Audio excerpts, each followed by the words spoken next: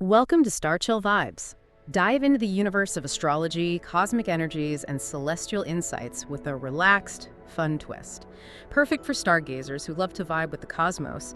Get your dose of Zodiac, moon moods, and spacey good vibes. We are so happy you're here with us for this deep dive today. Our mission is to really explore the entire cosmic blueprint for 2026. And this one is custom tailored for those of you with Pisces sun, moon, or rising placements. I have a feeling that if the last few years have felt like you were, just perpetually swimming against some kind of invisible current, 2026 is where it all shifts. It's the year you finally see where you need to build your anchor. That image, the anchor point, is so incredibly accurate. If there's one overarching theme for Pisces in 2026, it's integration. It's not really a year for, brand new out of the blue beginnings. It's more of a crucial period for weaving together the structure you've been forced to build with that vast, boundless imagination you naturally have. And this intense pressure to consolidate everything is happening because 2026 is fundamentally defined by some major generational transitions. Okay, so when you say generational shifts, we're talking about the really big, slow-moving planets, right? The ones that define an entire era. Exactly. So why does this particular shift create such an accelerated timeline for Pisces? Because we're seeing the outer planets. We're talking Saturn, Neptune, Pluto, finally moving out of the water, and Earth signs that have really defined the last decade. And they're accelerating into air and fire signs, mostly Aries and Aquarius. What that means is the collective energy is shifting away from that deep, introspective, emotional processing, which are very Piscean themes, by the way. Yeah. And it's now demanding action. Right. So for you, Pisces, this means you're closing a monumental chapter that basically started around 2011, and you're moving directly onto a fast-paced, action-oriented new timeline. You have to consolidate all those spiritual and psychological lessons right now because the universe is about to stop whispering and it's going to start shouting. Okay, let's unpack this monumental conclusion. You're saying 2026 for Pisces is really defined by two massive planetary exits from your sign. We have the departure of Saturn, the master of karma, and then the farewell of Neptune, your own modern ruler. Let's start with Saturn's legacy. What has that been like? Well, Saturn's transit through your sign, Pisces, which is your first house of identity, self-concept, your physical body. This has been the most significant astrological pressure of the last 3 decades. It's the conclusion of a nearly 30-year cycle for you personally. And Saturn is all about structure, limitations, and demanding, mature responsibility. And for a sign like Pisces, a mutable water sign, that's all about fluidity and sensitivity and often struggling with boundaries. Having the planet of boundaries sitting right on your sense of self, that sounds just utterly exhausting. Oh, it was. It absolutely was. Saturn in the first house is basically a cosmic boot camp for your identity. It highlighted every single area where your boundaries were porous, where you were maybe susceptible to illusion, or where you just lacked discipline, self-care. The result was often feeling hyper-visible, yet somehow restricted, like having a spotlight pointed right at all your imperfections. Wow. And the key insight for 2026 is that your success, especially in the early part of the year, hinges entirely on how well you faced and learned from your past mistakes since Saturn first entered Pisces back in 2023. So all those structural changes that felt agonizingly slow, like maybe finally establishing a rigid work routine or setting a firm boundary with a family member or committing to some really challenging health regimen, that's the groundwork that's going to secure long-term stability. Precisely. Sure. Saturn rules business, career structure. Its presence in your first house has been demanding discipline in how you present yourself and in your professional approach. And even though the progress might have felt slow, even heavy, the efforts you've undertaken now, before Saturn leaves, are designed to secure lasting wealth and an enduring professional reputation. You are literally building the skeleton of your new self. And Saturn wraps all of that up and leaves your first house around the middle of February? Yes, right around February 14th to the 20th. And its move into Aries marks a completely new tone. It goes from structuring who you are to structuring what you own and what you value, because Aries rules the second house for Pisces. So the next phase, which will last for several years, is all about disciplined action and brand new territory. Saturn is basically saying, okay, the structure is sound, now go activate your resources. That is huge, and it sets the stage for an even rarer event. Neptune's farewell. Neptune is your emotional and spiritual anchor, and it's been in your sign in Pisces since 2011. This must be a tectonic shift. It's historic. It's a shift we have not seen in 165 years. Neptune is your modern ruler. It governs spirituality, boundless imagination, compassion, but also dissolution, illusion, and glamour. Its 15-year stay has definitely heightened all those Piscean themes for the whole world, pushing society toward spiritual awareness, but also, toward mass delusion and a lot of confusion about what's even real. So if Neptune is all about dissolving boundaries, its exit should finally help Pisces gain some clarity, right? What exactly is being crystallized as all this fog lifts? The end of this transit, which happens as Neptune moves into Aries around February 20th to the 26th, it helps you crystallize the identity and the boundaries that were previously veiled by all that murky energy. For Pisces, crystallization means solidifying three things. First, creative projects, so moving from an abstract vision to tangible art. Second, self-image, defining who you are without resorting to escapism or fantasy.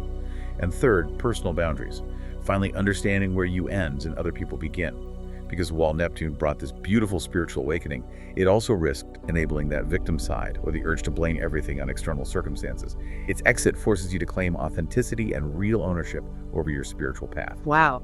So you have two major planetary rulers exiting your sign in the same week, right in the heart of February. Sounds like a cosmic changing of the guard, but it all culminates in this incredibly defining moment. The Saturn-Neptune conjunction in Aries. This conjunction, happening right around February 20th, is the event that grounds the entire blueprint for 2026. You have the meeting of heart structure, Saturn, and spiritual dissolution, Neptune, and it's happening in the aggressive, pioneering sign of Aries, the sign of self and of action. Astrologers see these conjunctions as times when the collective, blurring of reality is forced into a new structural form.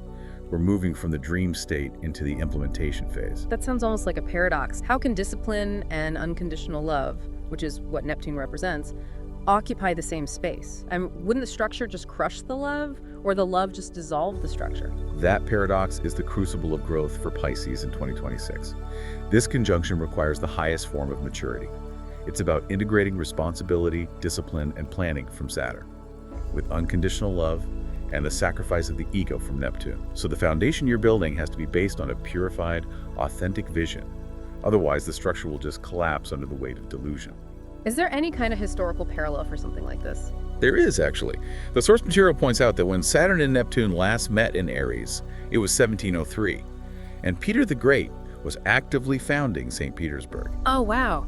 Tell us more about that. How does that vision meets structure idea translate to a modern Pisces launching a personal blueprint? Well, St. Petersburg was this massive visionary undertaking, literally building a European capital out of a swamp.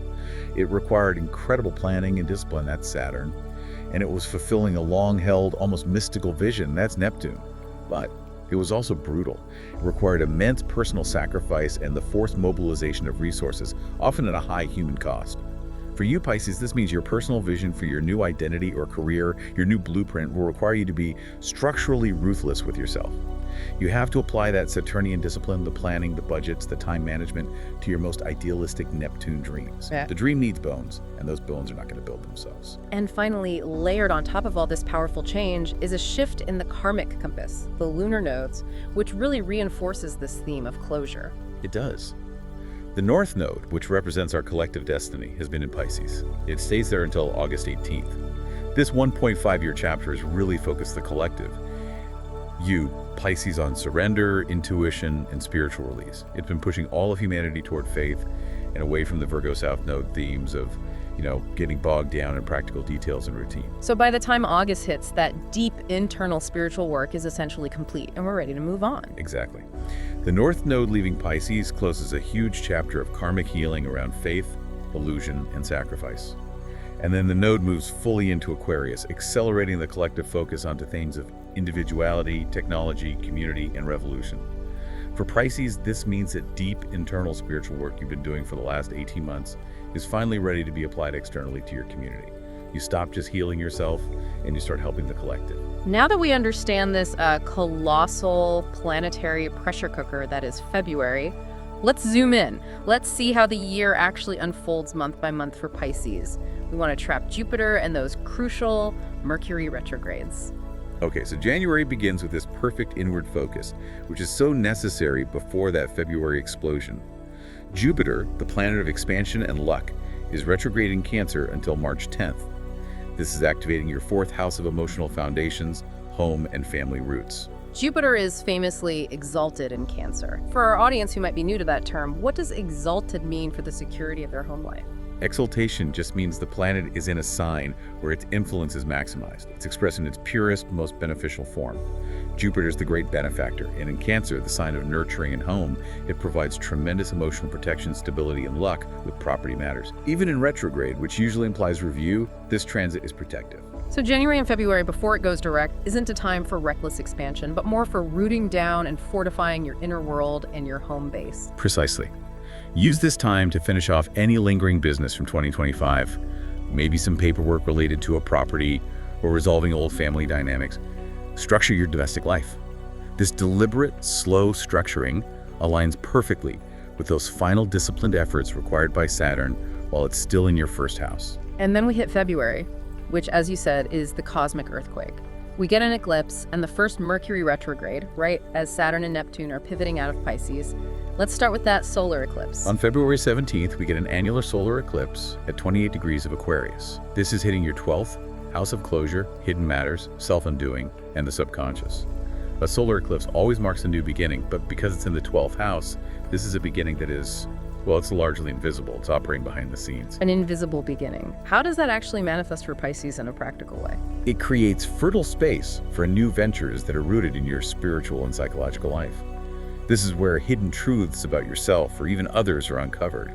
It might be a sudden breakthrough in therapy, an awareness of a self-sabotaging pattern, or maybe the realization that a friend has been subtly undermining you. The 12th house rules hidden enemies and karmic release, so this eclipse demands you clear out that spiritual residue to prepare for what comes next. And then on top of that, communication goes sideways. Mercury retrograde begins right in your sign. Yes. Mercury retrograde begins in Pisces, your first house, on February 25th, and it runs until March 20th. With Mercury retrograding in your own sign, the focus is entirely internal. This requires deep emotional reflection on your personal identity, your self-talk, your self-concept. Old ideologies, especially about who you thought you were or what you believed, things you once considered sacrosanct, now need some rigorous scrutiny. And since the first house rules the physical body and identity, are there specific practical cautions Pisces needs to take here, beyond, the typical communication delays? Absolutely. The source material strongly advises exercising extreme caution with any contracts you sign. The first house is involved in personal agreements. Also, given the Piscean tendency toward emotional hypersensitivity, this is a time when you have to be really vigilant about managing stress, because it can so easily manifest physically. Use this retrograde to revise your personal narrative, not to start major new communications. Okay, so as we move into March, the intensity doesn't let up. It brings us another eclipse, but this one is focused outward on relationships. Right. March 3rd delivers a total lunar eclipse at 12 degrees of Virgo, and this activates your 7th house of partnerships. We're talking marriages, serious relationships, business alliances, and lunar eclipses are always about culminations. They bring necessary endings. Since this one is in Virgo, the sign of detail and service, how does this ending feel different from just a typical breakup energy? That's a great question. Virgo in the 7th house deals with the practical dynamics of relationships. The routines, the shared health matters, the everyday usefulness of a commitment. So this eclipse forces a necessary cleansing of commitments or habits that are no longer serving you or your relationships. It can reveal what's called the weariness of the useful, that point where a partnership, while it might be functional, is emotionally draining or based purely on routine instead of mutual growth. It's a chance to refine your relationship boundaries or just close a cycle that's run its course. And Mars, the planet of action and aggression, is dipping into Pisces briefly around this time too. It's almost like it's softening its action before it jumps into Aries. It is. Mars enters Pisces on March 2nd before moving quickly to Aries. Mars is typically about conquest and raw energy, but in sensitive Pisces, action becomes delivery, not conquest. It means you advance your goals not through confrontation, but through slow, intuition, and compassionate leadership. It emphasizes achieving breakthroughs by letting oneself go, surrendering the need for control rather than forcing an outcome. So practically, successful actions in early March are more likely to be artistic output or spiritual breakthroughs, not competitive business wins. April looks like a true Piscean dream month where that new Aries energy starts to blend with the emotional water themes, especially after all that heavy lifting in February and March. It truly is a bit of a respite. Several personal planets, Venus, the Sun, Mars, and Mercury, will all align with Neptune and Aries throughout April. And since Neptune has just entered Aries and Mars is still nearby, this just amplifies creativity, romance, spirituality, inspiration. It's a really magical high flow time. But you mentioned that clarity is still a bit fleeting. So how do we blend the discipline of Saturn, which just left, with this unbounded vision of Neptune during such a creative period? This is the time to operationalize your intuition. The discipline that Saturn instilled allows you to channel the vision that Neptune provides. You're meant to feel the vision and then take courageous personal leaps based on your intuition. Use that Aries energy for boldness without getting bogged down in mapping out every single detail. It's about being brave enough to start the project based on faith. And then moving into May, it seems like Jupiter provides that essential emotional and material anchor again. It's reinforcing the foundation before the big mid-year shift. It does. Jupiter remains exalted in Cancer, your 4th house, ruling home and property. May is an ideal period to finalize any outstanding investments in property, real estate, or renovation plans. Because Jupiter rules expansion and luck, this energy just reinforces emotional security and long-term financial stability through your domestic base. So if you've been planning a move or a big purchase that provides emotional security, this is the most protected window of the year to get it done. The pace really accelerates in June, though, as Jupiter changes signs. The focus shifts from home security to personal joy and risk. Yes, on June 30th, Jupiter enters Leo. This is your 5th house of creativity, romance, self-expression, children, and pleasure, in a dramatic and exhilarating shift. Jupiter in the 4th house was all about internal security. In the 5th house, it encourages you to embrace joy, to take risks in creative pursuits, and to focus on your unique personal talents. And the 5th house rules speculation, so this is where returns from side projects really begin to flourish. But right before that exciting Leo energy really kicks in, we get another brief Mercury retrograde pause. We do. On June 29th, Mercury Retrograde begins in Cancer, right on the cusp of that 5th house shift. It's a brief period that calls for a quick review, a final check of your emotional security or relationship dynamics before that buoyant Leo energy sweeps you up. It's one last opportunity to tidy up any emotional luggage related to your home or family before you step onto the center stage of your life. July and August then pivot into a deep introspective summer, which sounds perfect for processing the year's immense shifts. It is. Neptune retrograde begins on July 7th. Since Neptune governs your sign when it moves backward, that external gaze turns deeply inward. This really supports spiritual practices, mindful reflection, creative reviews. All the illusion and glamour that Neptune provides to the external world is temporarily withdrawn, and that forces you to look at your own truth unvarnished.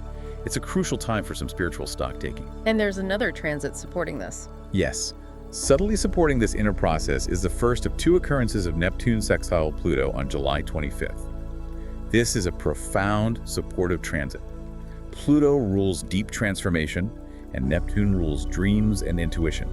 So when they sextile, your intuition and your dreams align perfectly with personal growth that is actually achievable.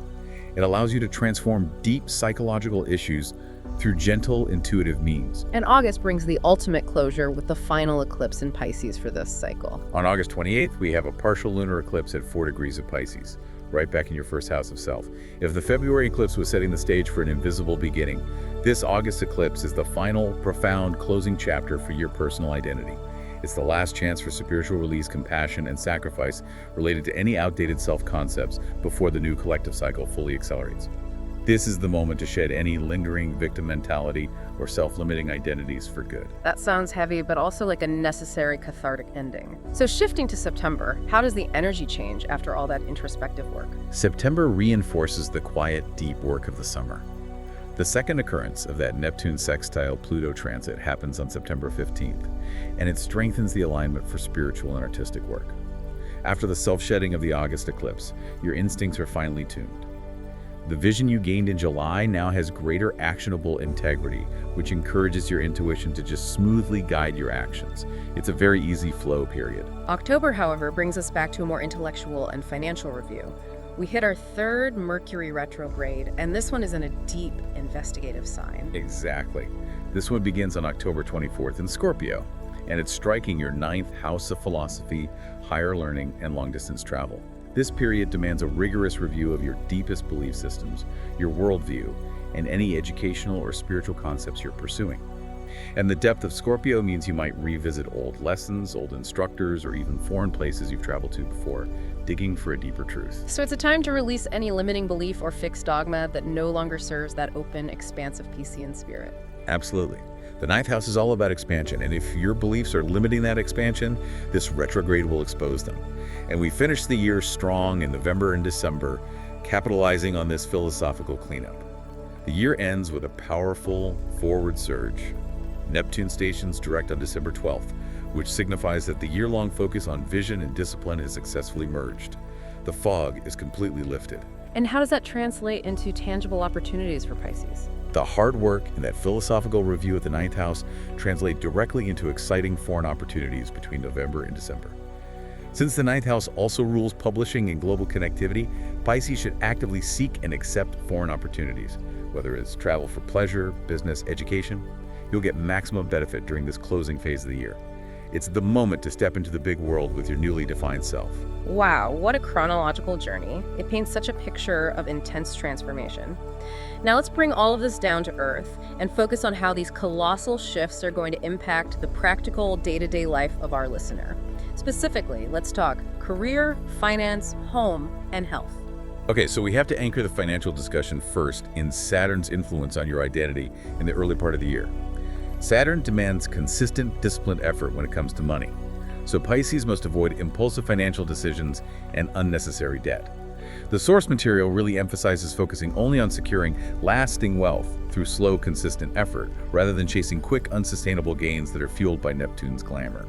And we saw Jupiter change its focus mid-year, from the 4th house of home and property to the 5th house of creativity and speculation. How does that shift change the specific financial advice for Pisces? That is the essential transition of 2026. The first half of the year, up until June, with Jupiter exalted in the 4th house, is ideal for solidifying foundational assets. So think property, real estate investment, or significant home improvements that will increase your equity. The focus is stability and security. However, financial growth truly accelerates between June and October as Jupiter moves into that 5th house of speculative gains and creativity. That latter period can bring excellent returns from side ventures, creative projects, or even speculative investments like the stock market. You're moving from conservative assets, like property, to more leveraged assets, like creative risk. Your ability to take smart, educated risks based on your intuition is going to be highly rewarded here. But we need to balance that income with the rising risk of expenses. What should Pisces be watching out for? The source material is very clear about the rising risk of expenses due to medical needs, often stress or emotion-related, and also a tendency toward luxury travel later in the year.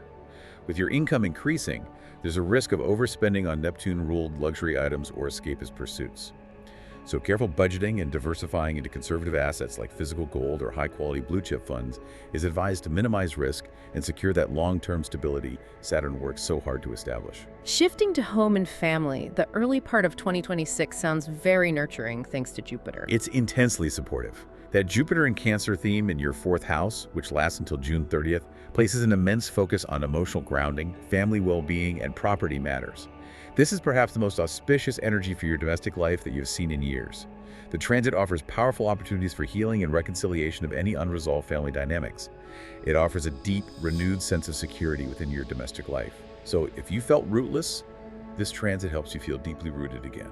And finally, let's talk about health and well-being, especially given the mutable and sensitive nature of Pisces, which is being challenged by so many planetary exits. The year places a clear and persistent emphasis on mental health and stress management.